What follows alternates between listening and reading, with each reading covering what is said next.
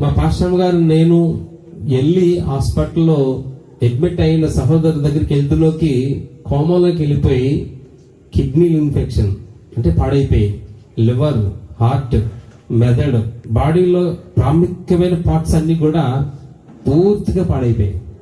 50% కాదు, 50 అబోవ్ ఆమె చనిపోయే పరిస్థితి. మేము ఏం చేయలేమన్నారు. ఏం చేయాలో అర్థం కావట్లేదు. మేము అందరూ ప్రార్థన చేసాం. దేవుడు నిజంగా తక్కువ రోజుల్లోనే, ఎక్కువ రోజులు కాదు, ప్రార్థించడానికి కూడా వెళ్ళడానికి మేము భయపడ్డాం ఆ ఐసీలోకి. ఎందుకంటే హార్ట్ బీట్ ఆగిపోయింది. ఆమె ఆగిపోయినప్పుడు మిషన్లు పెట్టి కొట్టినప్పుడు అసలు రాలేదు, స్పృహలోకి రాలేదు. చాలా ట్రై చేశారు, రాలేదు. ఆక్సిజన్ మీద అలా ఉండిపోయింది. మరి మేము గదిలోకి వెళ్ళి ప్రార్థన చేసి ఒక్క 5 నిమిషాల్లో బయటకు వచ్చేట్లోకి ఆమె స్పృహలోకి రావడం, మళ్ళా మనం చెప్పేది వినడం జరిగింది. అంతే. అది జరగడం ఈ రోజు ఆమె తక్కువ రోజులు, అంటే మినిమం 1 నెల కూడా అవ్వదు.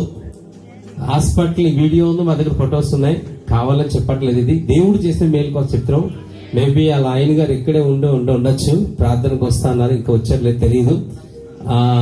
ఆ సహోదరి ఇప్పుడు డ్యూటీకి వెళ్తా ఉన్నది. ఆమె కోటనందూరు గవర్నమెంట్ హాస్పిటల్లో డ్యూటీకి వెళ్తుంది. నేను ఆశ్చర్యపోయాను. మరి ఆనంద్ గారు కానీ ఫ్యామిలీ మేము అందరూ కూడా ప్రార్థన చేస్తాం. అసలు బ్రతకదు అని కన్ఫర్మ్ చేసేసారు. నేను కూడా సమాధి ఎక్కడో చేయాలి అనుకుని ఆలోచన చేశాను. అలాంటి సహోదరి ఇవాళ డ్యూటీకి వెళ్ళడం, స్వస్థత పొందడం, అది దేవుడు చేసిన మేలు. ఈ రాత్రి కూడా మాకు మంచి వాతావరణం ఇవ్వడం దేవుడు చేసిన మేలు. ఆనంద్ పాలగారి ఇంట్లో వాళ్ళ బిడ్డల భవిష్యత్తు. నేను ఒక మాట చెప్తాను, తల్లిదండ్రుల మాటలు విన్న బిడ్డలు ఎవరైనా బాగుపడతారు. ఇవాళ మీ అందరూ నా ఎదుటిన్నారు. మీ అందరికీ ఒక మాట చెప్తాను, మైక్ ద్వారా ఎన్నివల్కి చెప్తున్నాను. ప్రతి వారు కూడా వాళ్ళ బాల్యం వయసు నుంచి తల్లిదండ్రుల క్రమశిక్షణలో పెరిగిన వారు ఎప్పుడు తొట్టెలరు, వారు భవిష్యత్తు కాపాడుకుంటారు. వారి ఫ్యూచర్ చాలా బాగుంటది. ప్రతి విషయంలో కూడా అది చాలా ఘనంగా జీవితం నడిపించబడుతుంది. అందులో మరి సాక్షార్థంగా వారి ఫ్యామిలీలో వాళ్ళ బిడ్డలు వారు ఆ క్రమశిక్షణలో పెరుగుతున్నారు. మరి జీవితంలో పడిపోయిన వాడిని ఎలాగ మందలిస్తామో అలాగా దేవుడు మందలిస్తూ ఆ బిడ్డలు బాగు చేసినందుకు దేవుడు వారి ఇచ్చిన సాక్ష్యాన్ని బట్టి దేవుడు నామను మహిమ కలుగును గాక. మరి వారితో స్నేహాన్ని బట్టి మేము దీవించబడ్డాం, వారు దీవించబడ్డారు. ఈ సమయంలో మనందరూ దీవించబడ్డట్లు పాస్టర్ నహిమయ్య గారికి సమయాన్ని ఇవ్వాలనుకుంటున్నాను. ఈ సమయంలో బ్రదర్ ప్రవీణ్ గారు వచ్చి ఓన్లీ బిలీవ్ పాట పాడుతుండగా మనందరూ లేచి నిలబడి ఒకసారి దేవుణ్ణి ఆరాధన చేద్దాం. ఆరాధనలోకి వెళ్తుండగా బ్రదర్ పాట పాడుతుండగానే ఆ కోరస్ తీస్తుండగా మనందరూ కూడా పరిశుద్ధాత్మకు లీనమై ఈ రాత్రి నీ హృదయం నా హృదయం కూడా దేవునికి సమర్పించుకున్నట్లయితే ప్రియులారు, ఈ రోజు మన వాక్యం కొరకు వచ్చాం. ఆనంద్ పాల్గొరు ఒకటే అన్నారు, అయ్యా రేపు మాది మ్యారేజ్ డే, కానీ ఈ రోజు ముందుగా నేను కూటమి పెట్టుకోవాలనుకుంటున్నాను అని చెప్పి మరి దేవునికి ప్రాముఖ్యత ఇచ్చారు. వారికి మరి దేవుడు దీవులను దయచేసినట్లు మరి చక్కగా పరిశుద్ధాత్మలో మనందరూ దేవుని పొందుకున్నట్లు ప్రవేశిద్దాం. Praise the Lord. మనసులో దేవుని స్తుతి చెల్లించండి. ప్రభువానికి స్తోత్రములని ఎంతగా స్తుతులు చెల్లిస్తే మనం అంతగా దీవించబడతాం. ప్రియులారా, praise the lord.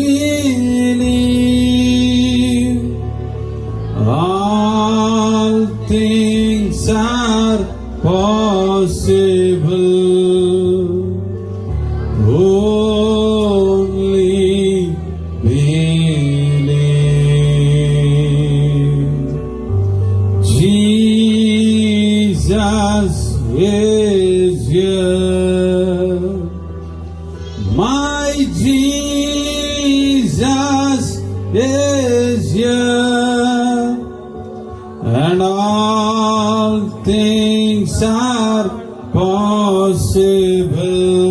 Amen. Only believe. Jesus is here. Glory. My Jesus is here.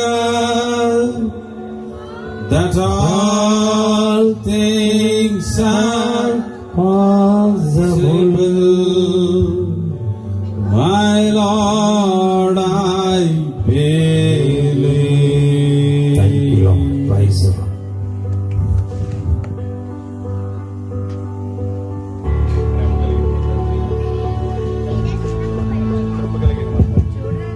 సర్వశక్తి కలిగిన దేవానికి వందనాలు, స్తుతులు, స్తోత్రాలు చెల్లిస్తున్నాం మా ప్రభువా.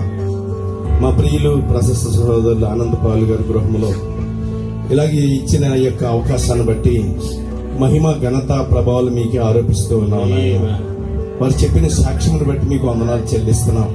మీరు ఇచ్చిన వాతావరణాన్ని బట్టి మీకు స్తోత్రాలు చెల్లిస్తున్నాం.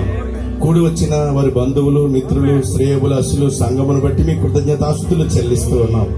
అలాగే ఈ వీధిలో ఉన్న పెద్దలు, నాయన గౌరవనీయులు, నాయన మరి ఇరుగు పొరుగు వారు అందరిని బట్టి కూడా మీ కృతజ్ఞతాస్తుతులు చెల్లిస్తూ ఉన్నాం నాయన. నీ స్వరం వినిపించండి. నా తలంపులు, నా ఆలోచనలు మరుగు చేసి మీరే రంగం మీదకి రమ్మని ఆహ్వానిస్తూ ఉన్నాము ప్రభువా. మీరే సహాయం చేసి నీ నామునికే మహిమ తెచ్చుకోమని యేసుక్రీస్తు నామమున అడుగుచున్నాము తండ్రి, ఆమేన్. పరిశుద్ధ గ్రంథము నుండి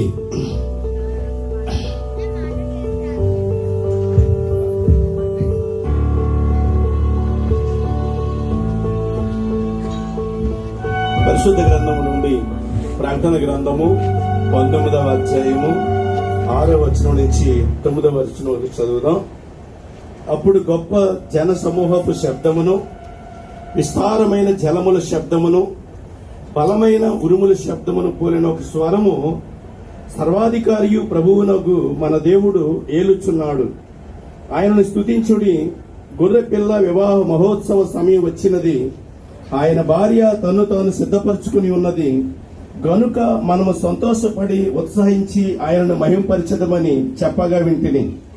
మరియు ఆమె ధరించుకున్నట్టుకు ప్రకాశములను నిర్మలమునైన సన్నపునార బట్టలు ఆమెకి ఇయ్యబడెను. అవి పరిశుద్ధుల నీతి క్రియలు. మరియు అతడు నాతో ఇలాగ చెప్పాను, గొర్రెపిల్ల పెండ్లి విందుకు పిలువబడిన వారు ధన్యులని వ్రాయము. మరియు ఈ మాటలు దేవుని యథార్థమైన మాటలని నాతో చెప్పాను. ఈ పరిశుద్ధ వాక్యమును దేవుడు దీవించును గాక. ఆమేన్. కూర్చుందామండి. దేవునికి మహిమ కలుగును గాక. మరి ఎక్కువ సమయం నేను తీసుకోను కానీ కొద్ది సమయమే తీసుకుంటాను.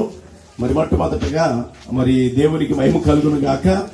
అలాగే స్థానిక పాస్టర్ గారికి, మరి బర్నబాస్ గారికి, అలాగే ఐజాక్ గారికి, మరి ఏలియా గారికి, పాస్టర్ సామేల్ గారికి ప్రభు పేట వందనాలు తెలియజేస్తూ ఉన్నాను. మరి ముఖ్యంగా ఇంటి వారికి ఆనంద్ పౌల్ గారికి, వారి కుటుంబానికి ప్రభు పేట వందనాలు తెలియజేస్తూ ఉన్నాను. మరి ఆనంద్ పౌల్ గారు ఈ కూడిక రేపు ఏర్పాటు చేసుకోవాలి, కానీ దేవునికి ప్రథమ స్థానం ఇచ్చి ఈ రోజు ఏర్పాటు చేశారు ఆయన. అందులో మరి అది చెప్పక తప్పదు ఆ విషయంలో. అయితే మేము మాట్లాడుతున్నప్పుడు రేపు ఏర్పాటు చేసిన ఈ కూటము, కానీ రేపు శుక్రవారము, శనివారం నైటు, మరి ఉదయం ఆదివారము కాబట్టి అని చెప్పినప్పుడు మరలా ఈ రోజుకి వారు మార్చుకుని ఏది ఏమైనా దేవుని పని ముందుకు జరగాలని చెప్పారు. ఆమె మరి వారిని, వారి కుటుంబాన్ని దేవుడు దీవించాలని నా మనస్ఫూర్తిగా నా ప్రార్థన అయి ఉన్నది. మరి వారు చెప్పిన సాక్ష్యాన్ని బట్టి మరి యెహోవా యందు భయభక్తులు కలిగిన వారి పిల్లలు కొనియాడబడతారండి. ఖచ్చితంగా వారి పిల్లలను బట్టి, వారి కుమార్తెను బట్టి, వారి కుమారులను బట్టి దేవునికి మహిమ కలుగును గాక. మంచిది. మరి దేవుని యొక్క వాక్యములో నుంచి కొన్ని విషయాలు మనం చూద్దాం. మరి నేను చెప్పే మాట ఏంటి అనంటే, దేవుని విషయములో దేవుడు ద్వారము తెరిస్తే ఎవరు కూడా ద్వారాన్ని ముయ్యలేరండి.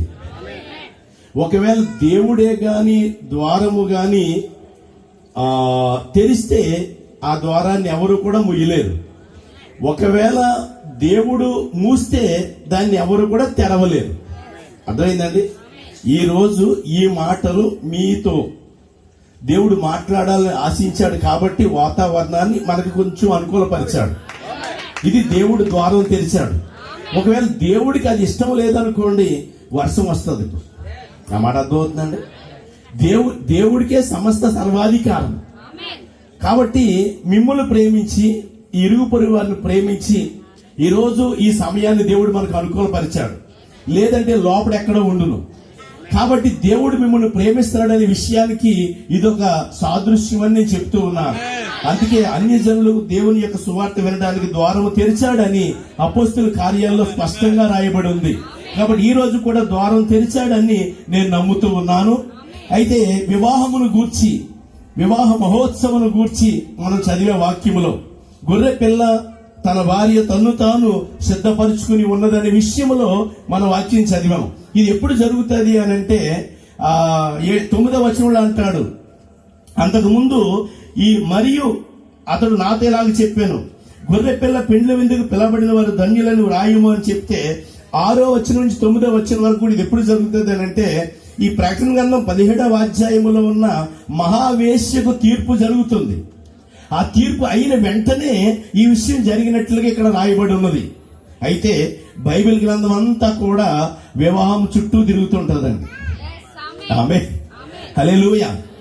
మరి అడ్వాన్స్ గా వివాహ దిన శుభాకాంక్షలు వారికి తెలియజేస్తున్నాను, వారికి వారి భార్య గారికి. గాడ్ బ్లెస్ యు, దేవుడు మనం దీవించిన గాక. అయితే సందర్భానుసారంగా ఈ విషయాన్ని వాక్యాన్ని తీసుకోవడం జరిగింది. అయితే వివాహము అన్ని విషయముల్లో ఘనమైనదిగా ఉండాలని, అయితే బైబిల్ గ్రంథం అంతా కూడా మరి ఈ భూమి ఎంత ప్రాచీనమైనదో వివాహము కూడా అంత ప్రాచీనమైనది. ఇది దేవుడే ప్రారంభించాడు. గ్లోరీ, హల్లెలూయా. అయితే ఈ వివాహ మహోత్సవం గురించి బైబిల్ మొదట్లో వివాహం, మొట్టమొదట ప్రారంభముల వివాహం ఉంది, చివరిలో వివాహం ఉంది, మధ్యలో కూడా దేవుడైన ఆత్మస్వరూపి అయిన దేవుడు, వాక్యమై ఉన్న దేవుడు ఈ భూమి మీద శరీరధారిగా వచ్చినప్పుడు మొట్టమొదటిగా చేసిన సూచిక్రియ ఎక్కడో చెప్పగలరా? గ్లోరీ, హల్లెలూయా. కానాను విందు కాదు గాని కానాను పెండ్లి విందు. హల్లెలూయా. నిజమేనా? నిజమేనా అండి? అంటే చూడండి, మొట్టమొదటి సూచిక్రియ వాక్యమై ఉన్న దేవుడు, ఆది యందు వాక్యం ఉండెను, వాక్యము దేవుని యొద్ద ఉండెను, వాక్యము దేవుడై ఉండెను. ఎవరు 2000 సంవత్సరాల కిందట ఈ భూమి మీదకి శరీరం దాల్చుకుని వచ్చారు అని అంటే ఆత్మస్వరూపి అయిన దేవుడు. కేవలము 2000 సంవత్సరాల క్రిందట క్రీస్తు శకము క్రీస్తు పూర్వము అన్న యేసు క్రీస్తు ఎవరు అనంటే ఆత్మస్వరూపి అయిన దేవుడు. పరిశుద్ధ గ్రంథం స్పష్టంగా యోహాను సువార్త 4వ అధ్యాయం 24వ వచనంలో రాయబడి ఉంది, దేవుడు ఆత్మ గనుక ఆరాధించువారు ఆత్మతోను సత్యముతోను ఆరాధింపవలెను. దేవుడు ఆత్మస్వరూపి. అందుకే తిమోతికి రాసిన మొదటి పత్రిక 6:15 అంటాడు, ఎవరు సమీపింపరాని తేజస్సులో ఆయన మాత్రమే వసిస్తూ, నిజమేనా, అమరత్వం కలిగి ఉన్న దేవుడు. ఎవడును ఎప్పుడును దేవుణ్ణి చూడలేదు.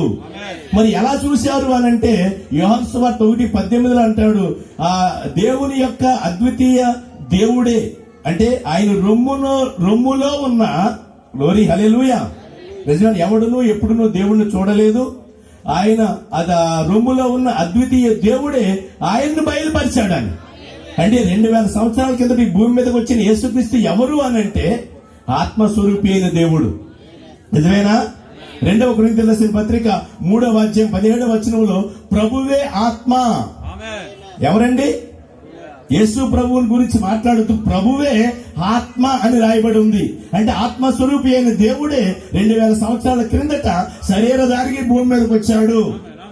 వాక్యముగా ఉన్న దేవుడే 1 యోహాను సువార్త 1:14 ప్రకారంగా ఈ భూమి మీదకి శరీరం దాల్చుకుని వచ్చాడు. ఆమేన్, హల్లెలూయా. నేను సేవ ప్రారంభించినప్పుడు మా పక్కనే విశ్వ బ్రహ్మలో ఉంటారు. ఆయన ఏమన్నాడనంటే, మీ యేసు ప్రభువు కూడా బ్రహ్మకే ప్రార్థన చేశాడు కదండి అని చెప్పాడు. అప్పుడు ఆయనతో నేను అన్నాను, బాబు, తండ్రి తండ్రి అని పిలిచినంత మాత్రాన ఆయనకి పరలోకంలో తండ్రి ఉన్నాడని కాదు. ఆమేన్, హల్లెలూయా. పిలుపు అడిగాడు యోహాను సువార్త 14వ అధ్యాయంలో, మరి నేనే మార్గమును నేనే సత్యమును, నా ద్వారానే తప్ప ఎవడును తండ్రి యొద్దకు రాడు అని. గ్లోరీ, హల్లెలూయా. అన్నప్పుడు తండ్రిని మాకు చూపించు, మాకు అంతే చాలు అని అడిగాడు. అనగా పిలుపు యోహాను సువార్త 14వ అధ్యాయంలో అంటాడు, పిలుపు, నేను ఎంతకాలము నీతో ఉన్నాను, నీవు నన్ను ఎరగవా? నన్ను చూచినవాడు తండ్రిని చూచి ఉన్నాడు గనుక. తండ్రిని చూచినట్టే కాదు, నట్లు బోట్లు లేవక్కడ, చూచి ఉన్నాడు అని. గ్లోరీ, హల్లెలూయా. ఖచ్చితంగా చూచి ఉన్నాడని చెప్పాడు. అక్కడే కాదు, యోహాను సువార్త 8వ అధ్యాయం 24వ వచనం ప్రకారం కూడా మీరు చూస్తే, నేనే ఆయననని మీరు విశ్వసించకపోతే మీరు మీ పాపముల్లో ఉండి చనిపోతారు. గ్లోరీ హల్లెలూయా. మీరు మీ పాపముల్లో ఉండి చనిపోవుదురని చెప్పితే అక్కడ 27వ వచనం దగ్గరికి వస్తే తండ్రిని గూర్చి ఆయన వారికి చెప్పినని వారు గ్రహించకపోయిరని ఉంటుంది. గ్లోరీ హల్లెలూయా. ఆ బ్రహ్మం గారికి నేను ఆ విషయాలన్నీ చెప్పాను. నీవు మళ్ళీ ఈ యేసుక్రీస్తు తండ్రికి మళ్ళీ ప్రార్థన చేశాడని నువ్వు అలాగ అనుకోకు. యేసుక్రీస్తే తండ్రే ఈ లోకాన్ని ఏదైనా తోటలో ఏ దేవుడైతే ఆదాం పడిపోయినప్పుడు దిగొచ్చాడో ఈ 2000 సంవత్సరాల కిందట కూడా అదే దేవుడు భూమి మీద వచ్చాడు అని చెప్పాను. ఏదైనా తోటలో ఎవరు వచ్చారు? కుమారుడిని పంపించలేదు. ఆ ఆదాము అవ్వలను విడిపించడానికి దేవుడైన యెహోవాయే దిగొచ్చాడు అక్కడికి. కాబట్టి ఆయనే ఈ 2000 సంవత్సరాల మీద శరీరం దాల్చుకుని వచ్చాడని ఆ బెమ్మం గారికి చెప్పినప్పుడు లేదంటే తండ్రి అని చెప్తుంటే ఆయన కూడా మాకు ఎవరికి ప్రార్థన చేస్తున్నాడు? ఒక దేవుడికి ప్రార్థన చేస్తాడని నేను అనుకున్నాను అని చెప్పడం జరిగింది. తర్వాత ఆయన బాప్తిసం కూడా పొందాడు అనుకోండి. దేవుడికి మహిమ కలుగును గాక. హల్లెలూయా. కాబట్టి మీరు గమనించండి, ఏ ఆత్మస్వరూపైన దేవుడు, వాక్యమై ఉన్న దేవుడు, గ్లోరీ హల్లెలూయా, ఆ జ్యోతిర్మయుడు తండ్రి, ఆమె ఆది సంభూతుడిగా ఈ భూమి మీదకి ఆయన వచ్చాడు. ఆమె అదే నేనే ఆయన ఇంకా చాలా చోట్ల ఆయన చెప్తూ ఉంటాడు. అసలు యేసు ప్రభువును సిలువ వేయడానికి కారణం ఏంటంటే ఆయన తండ్రి అని చెప్పుకోవడమే బలమైన కారణం. ఆయన చేసిన సూచక్రియలను బట్టి ఆయన చంపలేదు. 5 రొట్టెలు 2 చేపలు 5,000 మందికి ఆహారంగా పెట్టినందుకు ఆయన చంపలేదు. ఎందుకు చంపారు అని అంటే నువ్వు మనుష్యుడు అయి ఉండి నువ్వు దేవుడిని అని చెప్పుకున్నావు. యోహాను సువార్త 5వ అధ్యాయం మీరు చదవండి. అక్కడ స్పష్టంగా నీవు మనుష్యుడు అయి ఉండి నువ్వు దేవుడిని అని చెప్పుకున్నావు కాబట్టి ఈ కారణాన్ని బట్టి మిమ్మల్ని నేను చంపుతున్నామని ఆయన ఖచ్చితంగా అక్కడ చెప్పడం జరిగింది. కాబట్టి మీరు గమనించండి, ఒక ప్రియమైన సహోదరులారా, ఎక్కడైనా సరే ఈ యొక్క సమయంలో మీరు ఇంట్లో ఉండి వింటున్నా సరే, యేసుక్రీస్తు ఎవరు అని అంటే ఆయన ఆత్మస్వరూపి అయిన దేవుడు, ఆమె శబ్దము వాక్యమై ఉన్న దేవుడు, ఆయన ఆ జ్యోతిర్మయుడు తండ్రి ఈ లోకానికి పెండ్లు కుమారుడుగా. గ్లోరీ హల్లెలూయా. నిజమేనా? ఎందుకంటే నిన్ను సృష్టించిన వాడు నీకు భర్త అయి ఉన్నాడు. ఏదైనా తోటలో ఆదాము అవ్వలకి చేసిన వివాహము మొదటి ఆదాము, అది కడపటి ఆదాముగా యేసుక్రీస్తుగా ఈ భూమి మీదకి రాగలిగినది ఎందుకు అనంటే ఆ పాత నిబంధనలో యెహోవాయే వారికి భర్త అయి ఉన్నాడు. నిన్ను సృష్టించిన వాడు నీకు ఏమై ఉన్నాడు? భర్త అయి ఉన్నాడు. ఇప్పుడు సంగమునకు భర్త ఎవరు చెప్పాలి? హల్లెలూయా. ఆ బెమ్మం గారికి ఇంకొక మాట కూడా చెప్పాను. మేము తండ్రి, యేసయ్య, పరిశుద్ధాత్మని ప్రార్థన చేస్తాము. ఒక విషయం మీరు గమనించండి, ఆయన ఏమని అడిగాడంటే నన్ను, మరి తండ్రి లేకుండా తండ్రి అని ఎందుకు చేశాడు అని ఆయన అడిగాడు నన్ను. అడగగానే నేను అన్నాను, నేను పరిశుద్ధాత్మను పొందుకున్నాను. ఆమె మీ దేహము దేవునికి ఆలయమై ఉన్నదని మీరు ఎరగరా? నిజమా? ఇప్పుడు దేవుడు ఎక్కడున్నాడు? మీలో ఉన్నాడా? ఎంతమంది నమ్ముతున్నారు? మరి పరలోకమందున్న తండ్రి అని ఎందుకు ప్రార్థన చేస్తున్నాం? నీలో ఉంటే. యేసుక్రీస్తు కూడా అందుకే చేశారు. ఆయనలో ఆత్మస్వరూపం ఉన్నా సరే తండ్రి ఆయన ఇద్దరు కాదు, ఒక్కటై ఉన్నారని రాయబడి ఉంది. ఏక శరీరం ఏకమై ఉన్నారని రాయబడింది. కాబట్టి ఆయనలో ఇప్పుడు మనం ఎలాగైతే మనలో ఉన్న దేవుడికి మనం ప్రార్థన చేస్తున్నామో ఆయన కూడా దేవుడై ఉండి కూడా మాదిరి ఉంచటానికి, గ్లోరీ హల్లెలూయా, ప్రార్థన చేశాడు. మంచిది. మరి వివాహమును కూర్చే కదా నేను మాట్లాడుతున్నాను. అయితే వివాహము అనే విషయంలో మనం జ్ఞాపకం చేసుకుంటే మొట్టమొదటగా వివాహమును కూర్చి మనం చేసినప్పుడు ఎన్నిక అవసరమై ఉన్నది. ఆమె హల్లెలూయా. ఎన్నుకొనుట అనేది మనకి అవసరమై ఉన్నది. ఇప్పుడు ఉదాహరణకి పిల్లలు చదువుతున్నారు. ఆనంద్ పౌల్ గారు పిల్లలు చదివేటప్పుడు 10th అయిపోయిన తర్వాత ఇంటర్కి వచ్చేటప్పటికి గ్రూపుల దగ్గర, జంక్షన్ దగ్గర ఏది ఎన్నుకోవాలి? బైపీసీయా, ఎంపీసీయా, లేక పాలిటెక్నికా, లేకపోతే ఇంకా వేరే వేరే గ్రూపులకి నేను వెళ్ళాలా అని ఒక ఎంపిక వారికి ఉంటుంది. వారి ఎంపికను బట్టే వారికి గమ్యస్థానం ఉంటుంది. హల్లెలూయా. అంటే మనం ఏదైతే ఎన్నుకుంటామో దాని మీదే మన గమ్యస్థానం ఉంటుంది. ఈ రోజు కూడా నీ ఎంపిక మీదే నీ గమ్యస్థానం ఆధారపడి ఉంటుంది. అలాగే చిన్నప్పటి నుంచి కూడా వివాహ విషయంలో కూడా అదే ఎంపిక. హల్లెలూయా. వివాహ విషయంలో కూడా ఒక పురుషుడిని ఎన్నుకోవాలన్నా లేక ఒక స్త్రీని ఎన్నుకోవాలన్నా సరే అతని గమ్యస్థానము అతను ఎన్నుకునే దాని మీద ఆధారపడి ఉంటుంది. ఇప్పుడు మొట్టమొదటిగా ఇప్పుడు యేసుక్రీస్తు కూడా నేను చెప్పే మాట ఎందుకంటానంటే యేసుక్రీస్తు విషయములో కూడా ఆమె హల్లెలూయా నీ ఇష్టం మీదే ఆధారపడి ఉంటది. ఆమె హల్లెలూయా. అంటే ఇప్పుడు యేసు ప్రభువుని విశ్వసించాలన్నా, ఇప్పుడు ఉదాహరణకి చాలా అమ్మాయిలు అబ్బాయిలు చూస్తూ ఉంటారు, పెళ్లి చూపులు పెట్టుకుని ఉంటారు. అయితే చాలా మందిని చూస్తారు, కానీ ఒకవేళ దేవుడికి మహిమ కలుగును గాక ఆ అమ్మాయి కానీ పలానా అబ్బాయిని చేసుకోవాలని చాలా ఆలోచనలు కలిగి ఉండొచ్చు. ఎంతమాట ఆలోచన కలిగి ఉండొచ్చు. ఆ అబ్బాయి దగ్గరికి వెళ్ళి మరి నేను మిమ్మల్ని పెళ్లి చేసుకుంటాను అని అన్నదనుకోండి, అమ్మాయి పెళ్లి అయిపోద్దా? అవదా? ఎందుకు అవదండి? ఎందుకు అవదు? మాట్లాడతలేడు. ఎందుకు అవదు? అవదన్నారు, ఆన్సర్ ఇచ్చారు, దాన్ని వివరించండి అంతే. అబ్బాయి కూడా ఇష్టం ఉండాలి. గ్లోరీ హల్లెలూయా. అబ్బాయి కూడా ఏముండాలి? ఇష్టం ఉండాలి.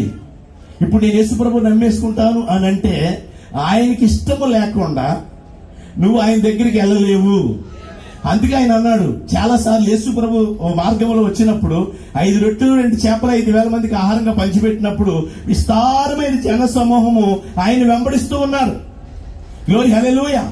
వెంబడిస్తూ ఉన్నప్పుడు ఆయన అన్నాడు, మరి నిన్ను వాళ్ళు వెంబడిస్తున్నారా అని అంటే, వాళ్ళు ఎందుకు వెంబడిస్తున్నారో నాకు తెలుసులే, రొట్టెలు తర్వాత ముక్తి కోసం కాదు, భుక్తి కోసమే వాళ్ళు వెంబడిస్తున్నారని ఒక మాట అనేసి పక్కన పెట్టేశాడు.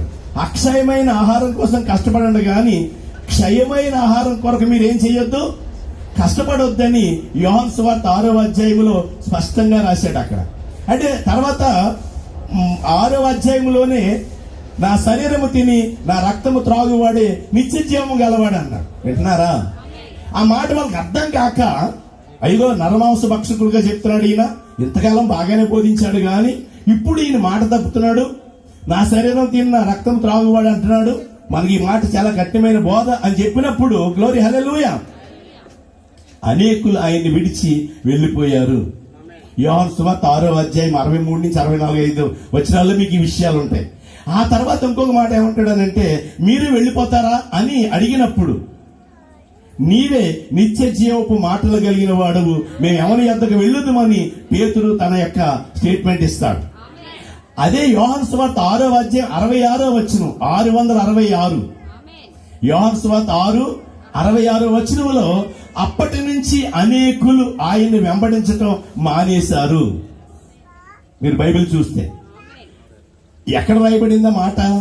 యోహాను సువార్త 6వ అధ్యాయం 66వ వచనం 666 ముద్ర.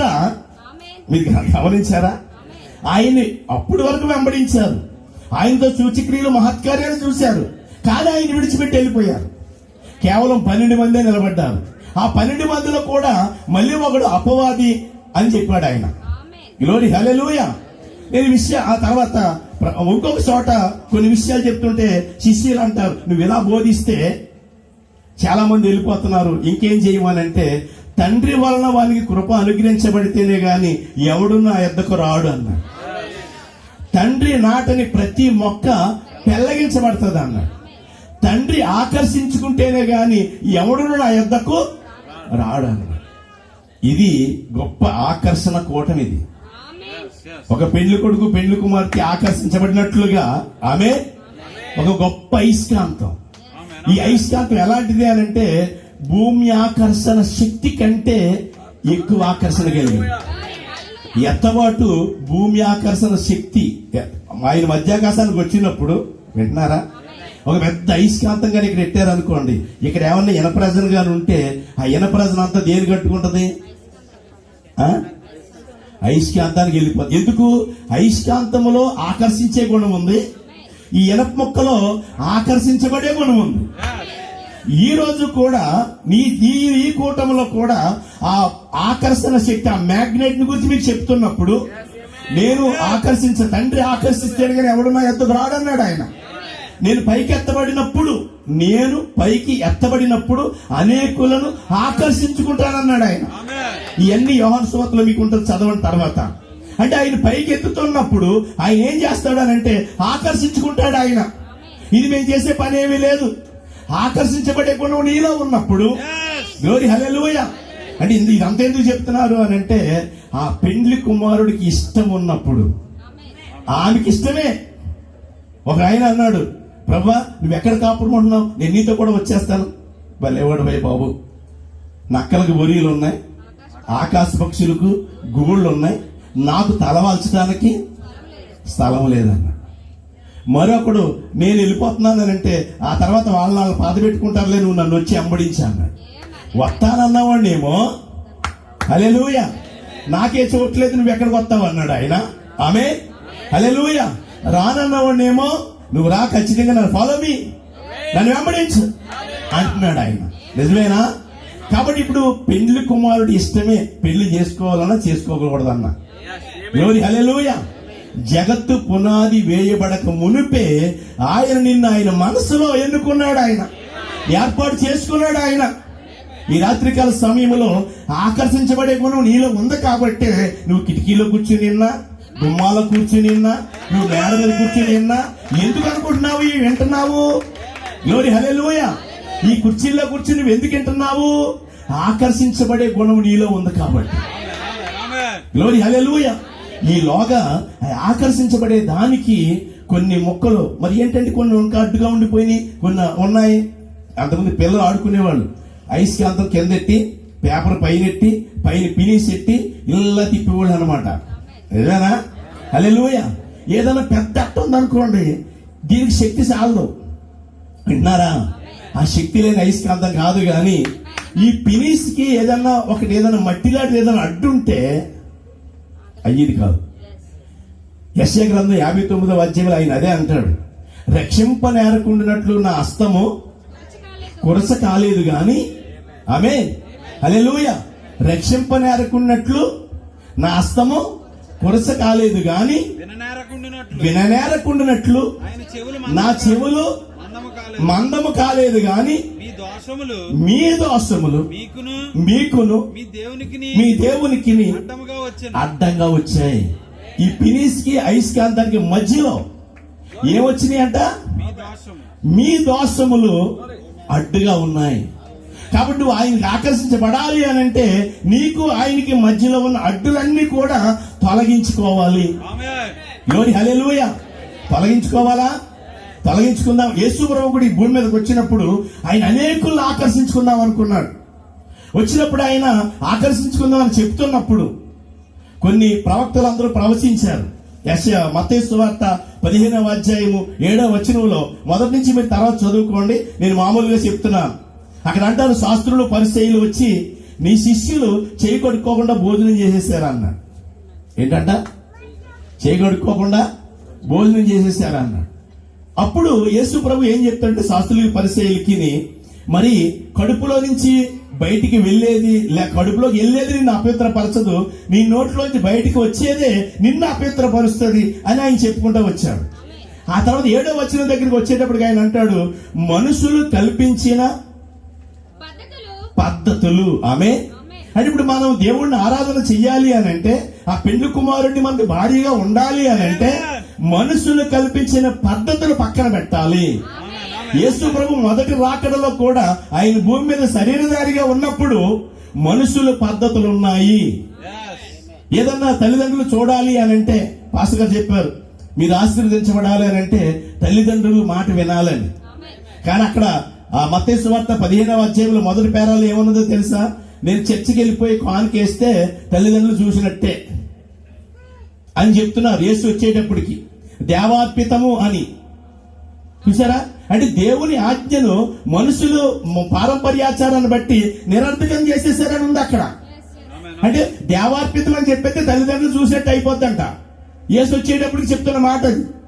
అలాగే మనుషులు కల్పించిన పద్ధతులు దైవోపదేశములను బోధిస్తూ వారు నన్ను వ్యర్థముగా ఆరాధిస్తున్నారు. ఇది దేవుణ్ణి వ్యర్థముగా ఆరాధించినటువంటి యూదులు వాళ్ళు, శాస్త్రులు వాళ్ళు, పరిసయ్యులు వాళ్ళు, పరిసయ్యుల తెగలో నిష్ఠగా ఉన్నవాళ్ళు. సౌలు పరిసయ్యుడు, గమాలియేలు పాదముల యొక్క విద్య నేర్చిన వాడు, ధర్మశాస్త్ర విషయంలో అనింద్యుడు. నిజమేనా? హల్లెలూయా. కానీ అతని ఆరాధన వ్యర్థమైన ఆరాధన అన్నాడు. ఏ ఆరాధన? అది యెషయా చెప్పాడంట ఎప్పుడో. ఆ ప్రవచనం మీ విషయంలో నెరవేరింది అంటున్నాడు. మరి అదే ప్రవచనాన్ని ఈ రోజు కూడా మీరు అన్వయిస్తే, మనం దేవుడిని ఆరాధన చేసినప్పుడు మనుషులు కల్పించిన పద్ధతుల చొప్పున నేను ఆరాధిస్తున్నానా, లేక దేవుని ఆత్మతో సత్యముతో నేను ఆరాధన చేస్తున్నానా అనేది మనము ప్రశ్నించుకోవాలి. ఎందుకనంటే మనకిష్టమే ఆయన పెళ్లి చేసుకోవడం, కానీ ఆయనకి ఇష్టం ఉండాలి కదా. పెళ్లి చూపులు పెట్టారు, మరి పెళ్లి చూపులు పెట్టగానే మంచిలు తెచ్చి ఇచ్చింది పెళ్లి కూతురు. ఎలా తెచ్చిచ్చింది? గ్లాస్తో ఇలా ఏళ్ళు పెట్టేసి, మంచిలు ఎలా తెస్తామంటే గ్లాసులో నీట్గా ఉంది, ఈ 2 చేతులు అందులో పెట్టి ఇలా పట్టుకుని వచ్చి పెళ్లి కొడుకు ఇస్తుంది. ఈయన చూశాడు, చాలా శుభ్రం ఎక్కువ వీడికి, 2 చేతులు ఎందులో పెట్టించింది 2 వేళ్ళని, ఆ ఏళ్ళలో ఉన్న దుమ్ము అంతా కూడా ఎందులోకి వచ్చింది? మంచినీళ్ళలోకి వచ్చింది. మంచినీళ్ళు అక్కడ పెట్టే అమ్మ అన్నాడు. అక్కడ పెట్టేసి పరిగెట్టుకుని పోతుంది. ఎవరు? ఏదో చిన్నపిల్ల పారిపోయినట్టుగా ఏం చేస్తుంది? పరిగెట్టుకుని పోతుంది. ఓయ్ బాబు, ఈ అమ్మాయిని కానీ చేసుకుంటే నేను పరిగెట్టాలి వెనకాల. వింటున్నారా?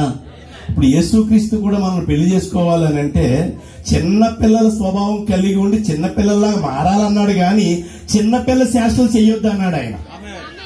గ్లోరీ హల్లెలూయా.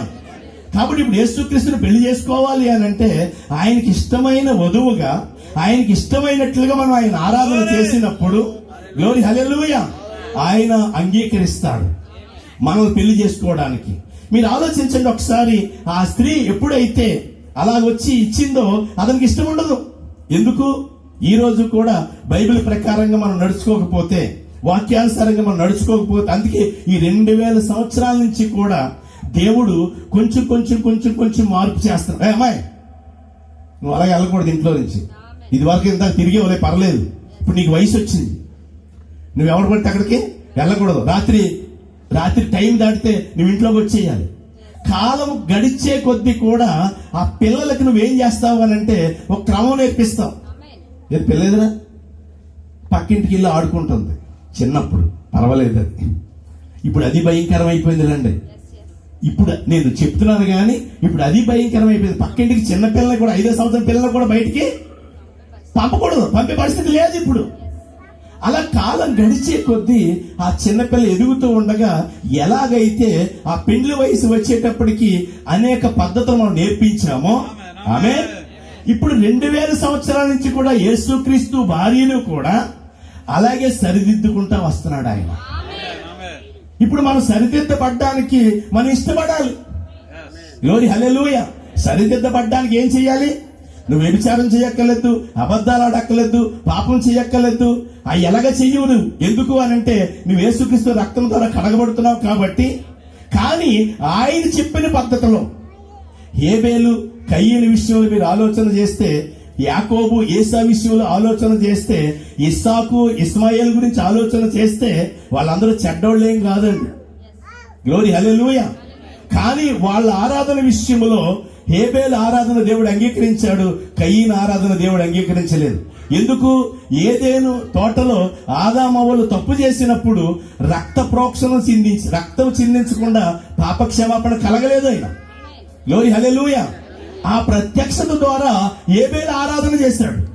కానీ కయీను, నేను ఇలా చేస్తే వెండా దేవుడు, నా ఇష్టం అన్నాడు. కానీ కయీను ఆరాధన అంగీకరించలేదు. ఎందుకు? నా ఇష్టం అంటున్నాడు. హేబేలు దేవుడి ఇష్ట ప్రకారంగా ఆరాధన చేశాడు. దేవుడికి మహిమ కలుగును గాక. నిజమేనా? కాబట్టి మీరు ఆలోచించండి, ఈరోజు దేవుడికి ఇష్టలుగా మనం ఉండాలి అని అంటే జగత్ పునాది వేయబడక మునిపే ఆయన నిన్ను నన్ను కూడా ఒక తలంపులో, ఆయన ఆలోచనలో మనం ఉన్నాం కాబట్టి ఆయన ఆకర్షించుకోవడానికి 2000 సంవత్సరాల కిందట ఆయన వచ్చి, గ్లోరీ హల్లెలూయా. కానీ ఆయనకి మనకి ఏమడ్డు వస్తున్నాయి అని అంటే మన దోషములు, మనుషులు పద్ధతులు, ఈ దైవోపదేశాలను బోధిస్తూ అవే ఆయనకి మనకి అడ్డుగా ఉన్నాయి. కాబట్టి ఈ రోజు నీకు ఒకసారి అన్నారు మొన్న, ఎందుకు అనంటే ఒక విషయము, చాలా మంది మనుషులు కల్పించిన పద్ధతులు అనంటే ఈ లోకములో 2000 సంవత్సరాల నుంచి కూడా ఈ సంఘాల్లో ఉన్న మార్పులన్నింటినీ కూడా సరి చేసుకుంటూ కూడా ఒక అమ్మాయిని చిన్నప్పటి నుంచి తప్పులు సరి చేసుకుంటూ వయసు వచ్చేటప్పటికి ఎలాగైతే మనం పెంచుతామో సంఘమును కూడా దేవుడు అలాగే దిద్దుకుంటా వచ్చాడు. నిజమేనా? హల్లెలూయా. కాబట్టి ఈ రోజు కూడా నీ జీవితంలో కూడా మనుషులు కల్పించిన పద్ధతి చొప్పున, లేకపోతే నా సంఘము, మా అయ్యగారు, మా బిషప్ గారు ఆయన చెప్పిన మాటే సత్యము అని అంటే వాక్యాలు చూడు. ఆమె బెరయా క్రైస్తవులు ఉన్నారండి. బెరయాలు అపొస్తలుల కార్యాల్లో బెరయా క్రైస్తవులు ఉన్నారు. పౌలు గారు బోధించినప్పుడు ఏం చేశారో తెలుసా? పౌలు గారు ఎలాంటి వాడు? ఆయన కచ్చి పట్టుకెళ్ళి రోగి మీద పడేస్తే బాగుపడేవారు. పేతురు గారు ఎలాంటి వాడు? ఆయన నీడ పడితే అనేకులు పడుకోబెట్టేవారు. ఆయన నడిచి వెళ్తూ ఉంటే ఆయన నీడ పడితే చాలు బాగుపడతారని. పౌలు శీలలు. పౌలు ఎలాంటి గొప్ప భక్తుడు! ఒకసారి ప్రార్థన చేస్తూ ఉండగా కిటికీ నుంచి ఒకటి పడిపోతే ఆడి దగ్గరికి వెళ్ళి చచ్చిపోయాడు, వెంటనే బ్రతికేడాడు. కానీ అలాంటి వాళ్ళు బోధించిన బోధ సరి అయిందో కాదో అని అపొస్తలుల కార్యాల్లో బెరయా పట్టణస్థులు లేఖనాల్లో అలా ఉన్నవో లేవో పరీక్షించారంట. ఈ రోజు ఎవరైనా అయ్యగారు చెప్పేది, బిషప్ గారు చెప్పేది, ప్రవక్త చెప్పేది, పాస్టర్ చెప్పేది బైబిల్లో అలా ఉన్నదా లేదా అని ఎవరైనా ఆలోచన చేస్తున్నారా? నలుగురితో స్తోత్రం, అందరితో హల్లెలూయా, అంతే. అయిపోయింది ఆరాధన, కాన్కేసేసాం, వచ్చేసాం, అంతే. మేము దేవుడి రాజ్యానికి వెళ్ళిపోతాం అనుకుంటున్నాం. మీకు ఒక విషయం తెలుసా? అన్నిటికంటే గొప్ప విషయం ఏంటి అని అంటే, ఆ రోజున వేశ్యలు గాని లేకపోతే దొంగలు గాని ఆ రోజు క్షోభ అనుభవించరు గాని ఎవరైతే ఆయన నామంలో అద్భుతాలు చేశామన్నారో, ఎవరైతే ఆయన్ని విశ్వసించారో వారే క్షోభ అనుభవిస్తారు. ఏ వాక్యాన్ని బట్టి చెప్తున్నారు పాస్టర్ గారు అని మీరు అడగొచ్చు నన్ను. మత్తయి సువార్త 7వ అధ్యాయంలో అన్నాడు, ప్రభువా ప్రభువా అని పిలిచి ప్రతివాడు పరలోక రాజ్యములో ప్రవేశింపడు గాని నా తండ్రి చిత్త ప్రకారం చేయువాడే పరలోక రాజ్యములో ప్రవేశిస్తాడని. ఆ రోజున ఆయన అంటాడంట. అలా అన్నప్పుడు ఆ తర్వాత అంటాడు, మీ నామములో మేము అక్రమం చేయవారులారా నా యొద్ద నుంచి మీరు తొలగిపోయినా అన్నాడు. ఆ తర్వాత వచ్చిన వాళ్ళు అప్పుడు వాళ్ళు ఏమంటున్నారు తెలుసా? నీ నామంలో దెయ్యాలు వెలగొట్టాం, నీ నామంలో ప్రవచనాలు తెలిపాం, నీ నామంలో. వీళ్ళు ఎవరు ఇప్పుడు? ఆ దినానికి శోభ అనిపించేది వీళ్ళు ఎవరు? వేశ్యలా, దొంగలా, దోచుకునే వాళ్ళ? కాదే, దేవుని పిల్లల వాళ్ళు. మరి దేవుని వాక్యాన్ని బోధించిన వాళ్ళు, దేవుని నామం పేట అద్భుతాలు చేసిన వాళ్ళు. ఎందుకు శోభ అనిపించవలసి వచ్చింది? క్రమము లేని భక్తి అది. అక్రమముగా ఉన్నవాళ్ళు వాళ్ళు. క్రమము లేదు. ఇప్పుడు ఈ రోజు మనం చేసే భక్తి బైబిల్ ప్రకారంగా క్రమంగా ఉన్నదా లేదా అనేది మనం పరీక్షించుకోవాలని. ఎందుకు బైబిల్ వాళ్ళ రక్తాలు చిందించి తర్జుమా చేసి మన చేతిలో పెట్టింది? ఒకప్పుడైతే 1000 సంవత్సరాలు, క్రీస్తు శకం 3వ శతాబ్దం నుంచి క్రీస్తు శకం 14వ శతాబ్దం వరకు కూడా రోమన్ క్యాథలిక్లు 1000 సంవత్సరాలు గుడ్డిగా ఏకఛత్రాధిపత్యంగా మరి వాళ్ళు పరిపాలన చేసి అదంతా బైబిల్ పండితులు ఏమన్నారంటే అదంతా చీకటి యుగం అన్నారు. ఏ యుగం? ఎందుకో తెలుసా? 6.80 మిలియన్ల మందిని రోమన్ క్యాథలిక్లు నిజమైన విశ్వాసాలు చంపేశారు. ఏంటి? రోమన్ క్యాథలిక్లు క్రైస్తవులే కదా, వాళ్ళు నిజమైన విశ్వాసుల్ని చంపేశారు. అది రికార్డెడ్ లేని ఎంతమంది ఉంటారు చూడండి. అది ఆ 1000 సంవత్సరాలు కూడా చీకటి సంవత్సరాలు. ఎందుకో తెలుసా? ఎవరి చేతులు కూడా బైబిల్ లేదు. పోపు గారు చెప్పిన మాట, అయ్య గారు చెప్పిన మాటే, స్వాములు వారు చెప్పిన మాటే వాళ్ళకి వేదవాక్కు. కానీ క్రీస్తు శకం 14వ శతాబ్దంలో గుట్టిన పరిగిన ఆయన అచ్చు యంత్రాంగం కనుగొన్న తర్వాత మొట్టమొదట అచ్చయింది ఏది అని అంటే బైబిల్. మన భారతదేశానికి కూడా విలియం కేరీ, గ్లోరీ హల్లెలూయా, బైబిల్ తర్జుమా చేయటానికి కలకత్తా ప్రాంతానికి వచ్చి, ఇంగ్లాండ్ దేశం ఒప్పుకోకపోతే, తన భార్య ఒప్పుకోకపోతే వాళ్ళు బతిమలు ఆడుకుని ఇక్కడికి వచ్చాడు. తన పిల్లల మసూసి ద్వారా చనిపోయారు. తన భార్యకి ఆ పిల్లలు చనిపోయిన కారణాన్ని బట్టి మెంటలు వచ్చేసింది. ఎందుకో తెలుసా? ఆ ప్రాణ త్యాగం ఈ బైబిల్ ని చేతిలోకి రావడానికి, ఈ వాక్యం ని చేతిలోకి రావడానికి. అయ్యగారు అబద్ధ ప్రవక్తలు చెప్పిన మాటలు వినడానికి కాదు. దేవుడు నీకు పరిశుద్ధాత్మనిచ్చాడు. బైబిల్ చదివితే ఏది రైటో ఏది రైట్ కాదో నీకు బైబిల్ చదువుతుంటే చెప్తాడు. బాప్తిస్మ విషయంలో, దేవుడి విషయంలో, నీ భక్తి విషయంలో, నీ ప్రవర్తన విషయంలో ప్రతిదీ కూడా ఈ వాక్యం ద్వారా దేవుడు మాట్లాడతాడు. నిజమేనా? కాబట్టి మనకు ఏది ప్రాముఖ్యం అని అంటే వాక్యం ప్రాముఖ్యం. వాక్యమే సత్యమై ఉన్నది. కాబట్టి వాక్యాన్ని చూడటమే.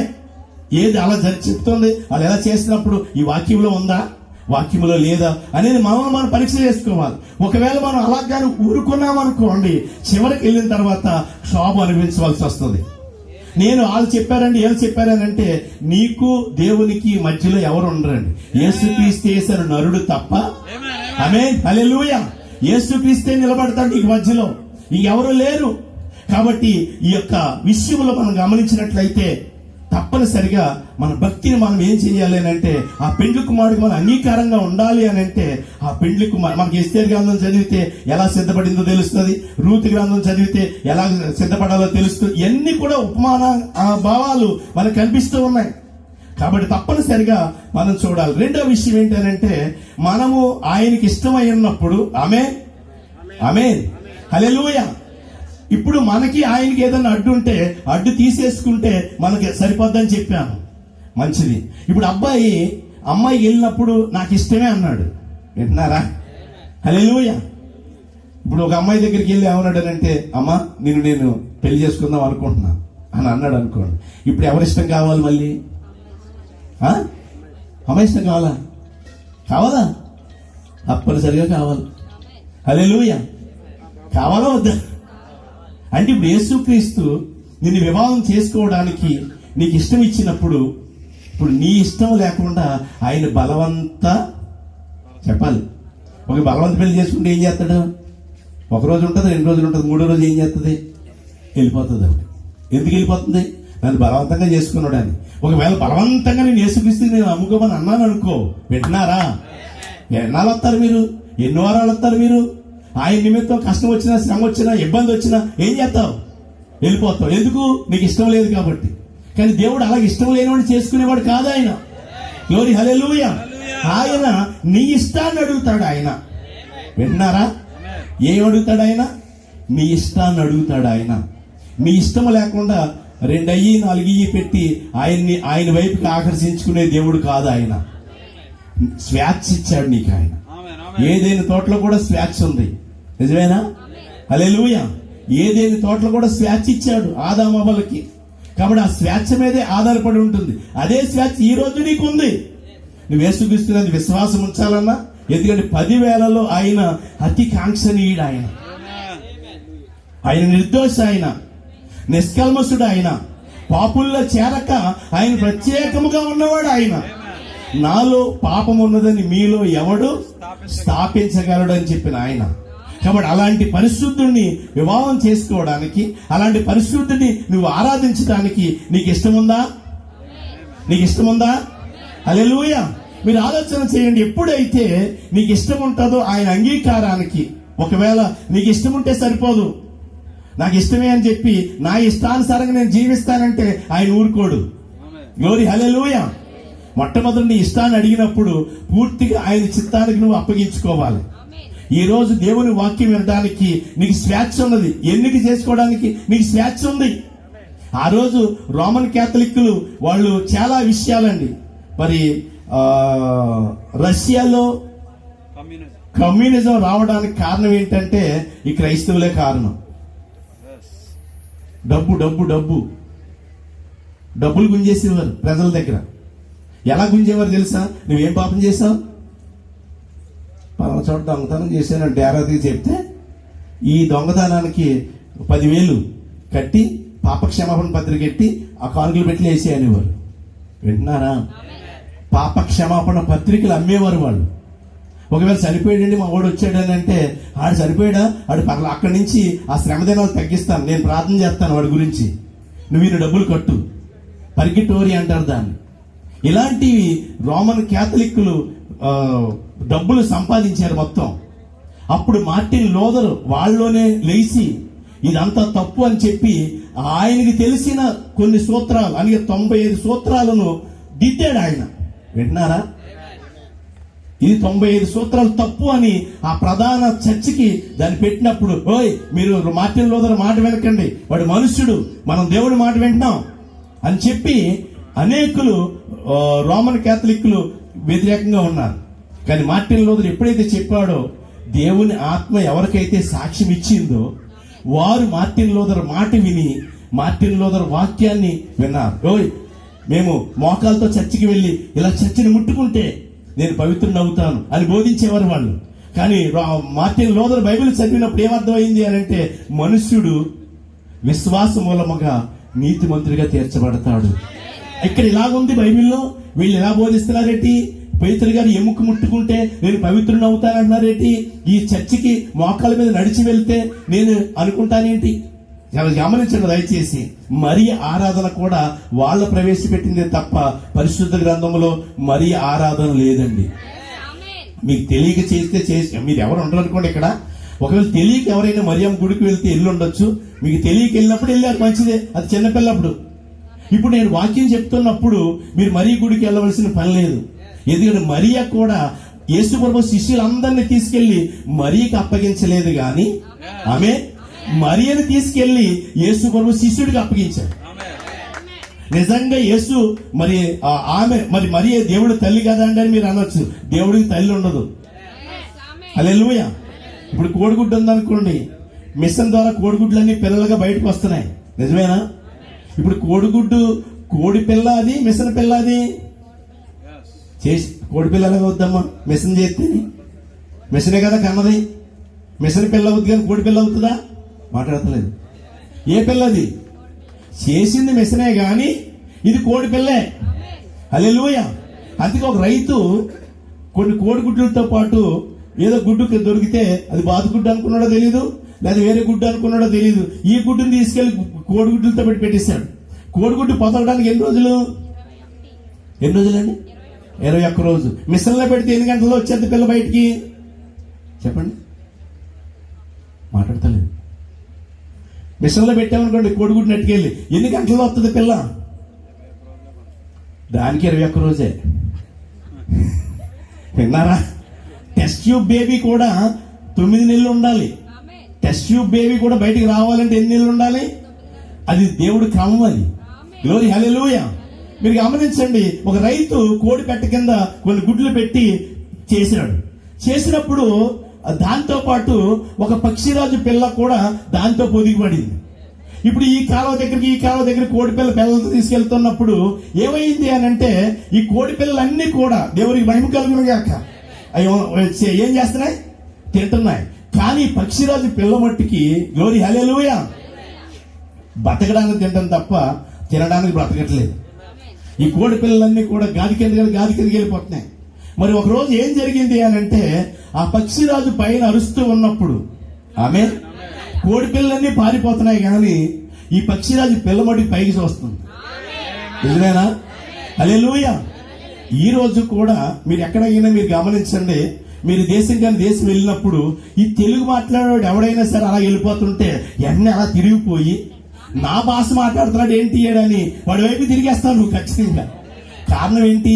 ఏదో తెలియని అనుభూతి, బంధం నీలో ఉంది. నిజమేనా? అలాగే నా గొర్రెలు నా స్వరం వింటాయన్నాడు ఆయన. ఆయన స్వరం వినగానే ఆయన గొర్రెలు అయితే మరి గాడిదలు వింటాయా? గుర్తించవు. పశువులు వింటాయా? గుర్తించవు. కంచరగాడి తింటదా? గుర్తించదు. గొర్రె మాత్రమే ఆ కాపరి స్వరము గుర్తిస్తుంది. అయితే మీరు ఆలోచన చేయండి, అలాగే పక్షిరాజు పిల్ల దాన్ని గుర్తించింది. వింటున్నారా? ఈ రోజు కూడా దేవుని వాక్యము ప్రవక్తలందరూ కూడా పక్షిరాజులతో పోల్చబడింది. ఆమేన్. నేను ఈ విషయం చెప్పి నేను ముగిస్తాను, నా సమయం అయిపోతుంది. ఒక 5 నిమిషాల్లో నా సమయం అయిపోతుంది. బైబిల్ గ్రంథములో పక్షిరాజును కూర్చి మరి యెషయా గ్రంథం 40వ అధ్యాయం 31వ వచనంలో రాయబడింది. ఎహెజ్కేలు గ్రంథం 1వ అధ్యాయంలో రాయబడింది పక్షిరాజు గురించి. ప్రకటన గ్రంథం 4వ అధ్యాయం 6-7 వచనాల్లో పక్షిరాజు గురించి రాయబడింది. ఏంటి పక్షిరాజు? 4 జీవులు. మొదటి జీవి సింహము, రెండవ జీవి చెప్పాలి ఎద్దు, మూడవ జీవి మనిషి ముఖము, 4వ జీవి ఎగురుచున్న. మనకు సువార్తలు ఎన్ని? 4. సువార్తలు ఎన్ని? 4. ఈ 4 జీవులే అలనాడు ఇశ్రాయేలీయులు ప్రత్యక్ష గుడారము చుట్టూ వాళ్ళు డేరాలు వేసుకుని నివాసం ఉన్నప్పుడు ఆ జెండా గుర్తులు. గ్లోరీ హల్లెలూయా. ఇంకొక మాట చెప్తాను, ఈ 4 సువార్తల్లో మత్తయి సువార్త, మత్తయి గారు యేసుని ఎలా చూపించాడు అని అంటే, గ్లోరీ హల్లెలూయా, యోధారాజుగా చూపించాడు ఆయన. యూదుల రాజుగా పుట్టినవాడు ఎక్కడున్నాడు అని అడిగాడు. ఒక సింహముగా మత్తయి రాస్తే, మార్కు గారు మనిషి కుమారుడు పరిచారము చేయించుకోవడానికి రాలేదు గాని పరిచారము చేయుటకును అనేకులకు ప్రతిగా విమోచన క్రయధనంగా తన ప్రాణం పెట్టడానికి వచ్చాడు అన్నాడు. అంటే ఒక ఎద్దు ఒక పరిచారకుడిగా చూపించాడు. నశించిన దాన్ని వెతికి రక్షించుటకు మనుష్య కుమారుడు ఈ లోకానికి వచ్చాడని లోకాసు సువార్త 19వ అధ్యాయం 11వ వచనంలో లోకా గారు మనుష్య ముఖంగా చూపించాడు. యోహాను దేవుని కుమారుడుగా చూపించాడు. అదే పక్షిరాజయ్య అన్నాడు. గ్లోరీ హల్లెలూయా. ఈ మిగతా 3 జీవులు భూ సంబంధమైన జీవులు గాని ఈ 4వ జీవి ఎగురుచున్న పక్షిరాజు. హల్లెలూయా. ఎవరు మీరు పక్షిరాజు అంటున్నారు కానీ పాస్టర్ గారు, కోడి తన పిల్లల్ని తన రెక్కల కింద చేర్చుకున్నట్లుగా చేర్చుకున్నాడు దేవుడు. ఆమేన్. హల్లెలూయా. ఎవరినన్నాడు ఆ మాట? తెలుసా మీకు ఆ విషయం? మత్తయి సువార్త 23వ అధ్యాయంలో ఎవరినన్నాడు తెలుసా? యెరూషలేమును గురించి అన్నాడు ఆయన. ప్రవక్తలను చంపుచు హింసించుచున్నదానా? ఆమేన్. ప్రవక్త చదువుతారా మాట? ఎందుకంటే మళ్ళీ కొంచెం మత్తయి సువార్తలో ఆయన ఎందుకు చెప్తున్నాడు ఆ మాట అని అంటే, మత్తయి సువార్త 23వ అధ్యాయము 37వ వచనం, యెరూషలేమా యెరూషలేమా ప్రవక్తలను చంపుచు నీ యొద్దకు పంపబడిన వారిని రాళ్లతో కొట్టుచు ఉండుదానా? ఆమేన్. ఎవరంటే వీళ్ళు? యెరూషలేము అంటే దేవుని పట్టణమేనా? హల్లెలూయా. దేవుని సొత్తైన ప్రజలేనా వాళ్ళు? కదా. వాళ్ళను ఉద్దేశించి ఆమేన్, వాళ్ళను ఉద్దేశించి యెరూషలేమా యెరూషలేమా ప్రవక్తలను చంపుచు నీ యొద్దకు పంపబడిన వారిని రాళ్లతో కొట్టుచు ఉండుదానా? కోడి తన పిల్లలను రెక్కల కింద చేర్చుకున్నట్లుగా ఎన్నోసార్లు మేము మీ పిల్లల్ని నేను చేర్చుకోవాలని ఉంటాను. గ్లోరీ హల్లెలూయా. ఎవరైతే నిజమైన ప్రవక్తలు చంపుతూ ఉన్నారో వారిని ఆయన దేంతో పోల్చాడు అని అంటే, గ్లోరీ హల్లెలూయా. వింటున్నారా? నా మాట అర్థమవుతుందా మీకు? హల్లెలూయా. కాబట్టి ఈ సమయంలో నువ్వు దేవుని కుమారుణ్ణి లేక యేసుక్రీస్తుని పెళ్లి చేసుకోవడానికి ఇష్టముగా ఉండాలి అని అంటే, నీ ఇష్టము నెరవేర్చేటప్పుడు దేవునికి మహిమ కలుగునుగాక ఆయన వాక్యానుసారముగా. ఆమేన్. ఇప్పుడు చూడండి, నేను చివరిగా ఇది ముగించే ముందు ఈ 4 జీవులు, ఈ పక్షిరాజు, ఈ 4 జీవుల గురించి చూస్తూ ఇంకా ఆయన ఏమంటాడనంటే, దేవునికి మహిమ కలుగునుగాక. ఆ చివరికి ఆయన వచ్చి ఒకే మాట చెప్తాడు. ఆయన అంటే ఈ 4 జీవుల గురించి చెప్తూ ఆయన ఏం చెప్తాడు అని అంటే, ఆ పెళ్లి కుమారుడిగా పెళ్లి చేసుకోవడానికి అంటే మనము దీన్ని ఎక్కడి నుంచి వివరించుకుంటా వస్తున్నాం, అర్థమైందన్నమాట. ఆమేన్. హల్లెలూయా. అంటే నీవు ఆయన పెళ్లి చేసుకోవాలి అని అంటే ఆయన వాక్యానుసారంగా. విన్నారన్నమాట. అంటే అనాది కాలం నుంచి 2000 సంవత్సరాల నుంచి కూడా సరి చేసుకుంటా వస్తున్నాడు. ఇప్పుడు మార్టిన్ లూథర్ కూడా ఏం చేసుకుంటా వచ్చాడు? సంఘాన్ని సరి చేసుకుంటా వచ్చాడు. మార్టిన్ లూథర్ మాట కాదు కానీ అది దేవుని మాట అయి ఉన్నది. అలాగే అనాది కాలం నుంచి కూడా మనం సరి చేయటానికి ఈ రోజు కూడా మనల్ని ఇంకా సరి చేస్తా ఆయన వాక్యానికి సరిపోయేటట్లుగా. అంటే ఈ బైబిల్ ఎందుకు వచ్చింది అని అంటే, ఆ బెరయా క్రైస్తవులు వాళ్ళు బోధించినవి అలా ఉన్నవో లేవో, నిజమేనా? చివరికి ఒక మాట చెప్పి నేను ముగిస్తాను.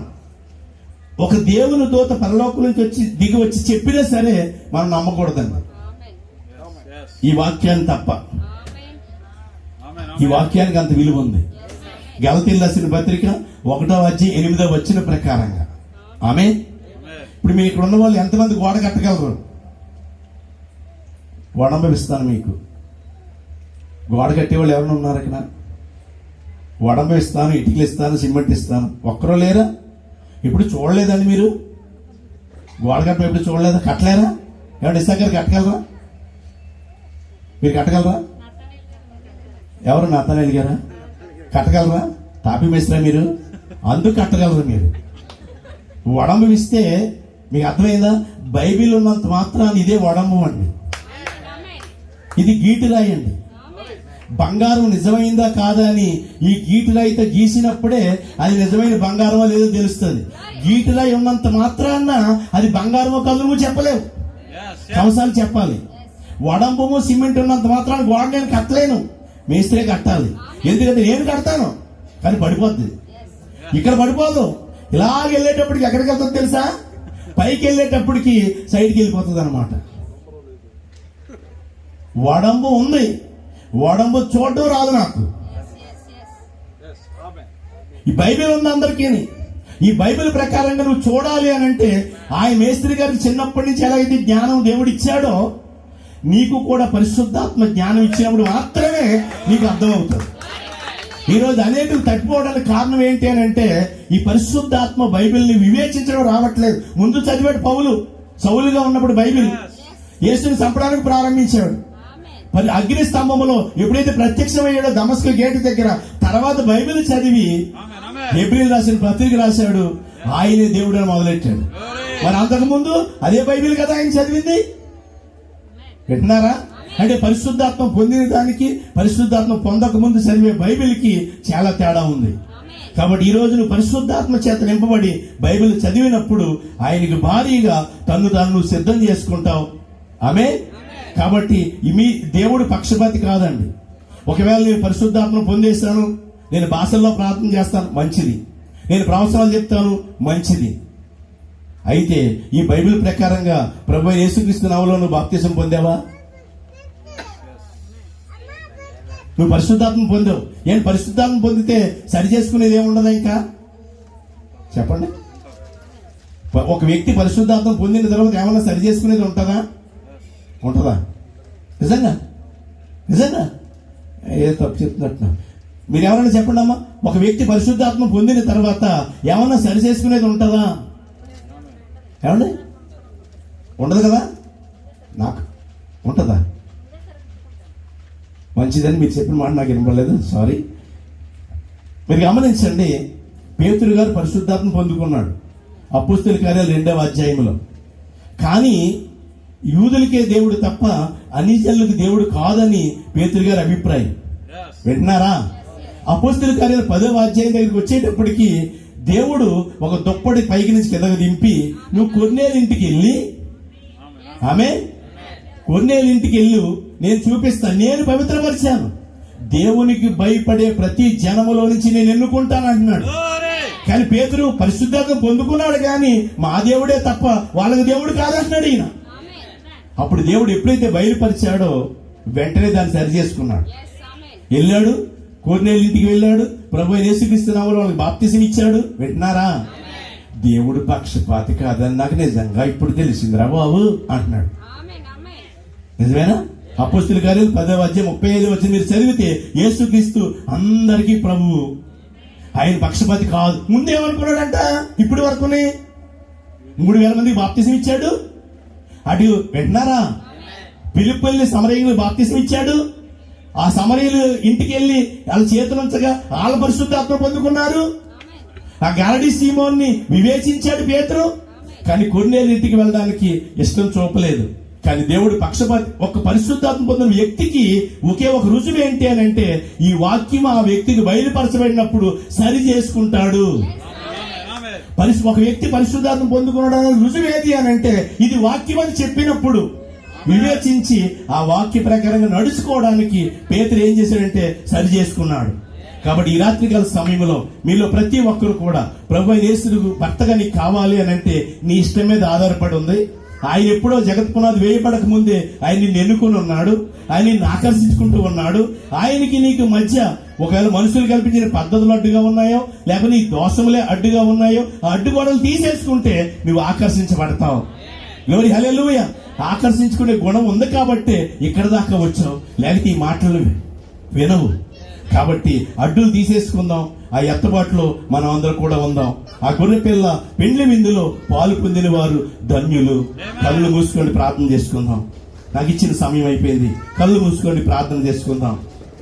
ప్రేమ కలిగిన మా తండ్రి, కృప కలిగిన మా తండ్రి, సర్వశక్తి కలిగిన దేవా, నా తలంపులు నా ఆలోచనలు మరుగు చేసి నేను ఈ మైకిని ఎలాగైతే ఉపయోగించుకున్నానో మీరు నన్ను అలా ఉపయోగించుకున్నారని.